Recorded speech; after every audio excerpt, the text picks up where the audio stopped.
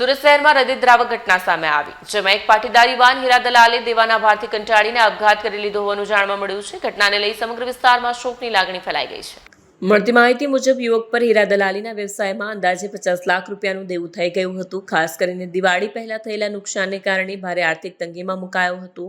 દેવાના કારણે લેણદારો સતત ફોન કરી રૂપિયા પરત માંગતા, જેના કારણે યુવક માનસિક રીતે ખૂબ જ તણાવમાં રહેતો. આપઘાત પહેલા યુવકે રડતા રડતા 3 વિડીયો બનાવ્યા, જેમાં તેણે પોતાની વ્યથા વ્યક્ત કરી. વિડીયોમાં જણાવ્યું કે હું લેણદારોના દબાણથી કંટાળી ગયો છું, મારાથી હવે જીવાતું નથી, મારા બાળકો નાના છે, છતાં આ પગલું ભરવું પડી રહ્યું છે.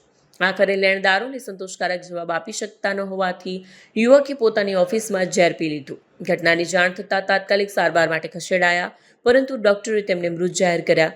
આ બનાવની જાણ થતાં પોલીસ પણ પહોંચી અને યુવકે બનાવેલા વિડીયો તથા અન્ય પુરાવાઓના આધારે વધુ કાર્યવાહી શરૂ કરી છે. આ ઘટનાએ ફરી એકવાર માનસિક તણાવ અને આર્થિક દબાણના ગંભીર પ્રશ્નોને ઉજાગર કર્યા છે.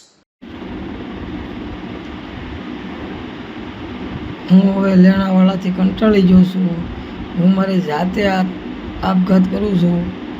મારા ઘરમાં કોઈનો વાંક નથી, મારા ઘરવાળા બધા સારા છે. તો તું મને માફ કરજે. છોકરા નાના છે, મારે આ કરવું નથી, પણ થઈ જાય એમ છે. હું જવાબ નથી દઈ શકતો લોકોને. રોજ ટેન્શનમાં છું,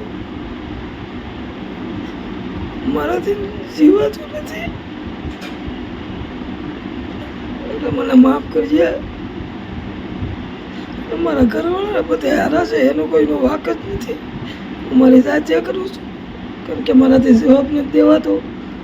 મારી પાસે એવો કોઈ ધંધો નથી કે પૈસા આવી જાય તાત્કાલિક. ઘરવાળાને કહી નથી શકતો.